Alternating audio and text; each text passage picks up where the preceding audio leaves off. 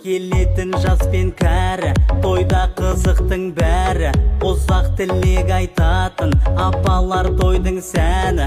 Ортаны жандырамын, құдаларға алдырамын. Осымен 6-шы рет қағып алдым, бірақ бесполезно, келесі жылға тағы алдым.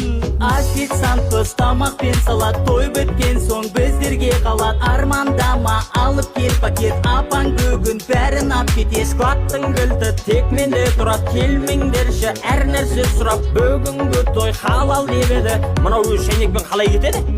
Той дегеннің біздерде төбелессіз өтпейді, арасында біреуі таяқ жеме кетпейді. Сөзімізді әрқашан біз ойланып айтайық, қалжыңдайтын кезде қонақтарға байқайық. Ұнамады да астарған тамағын кім істеген, салаттары онша емес, еті мүлдем піспеген. Осы тойға киіп келдім, көйлегімді сүйікті, бірақ маған жағаласып тағы біреу киіпті. Құдашы, тұрмысқа шыққасың ба? Қазір күйеуің бар ма? Әзірше жоқ. Возможность бар ма?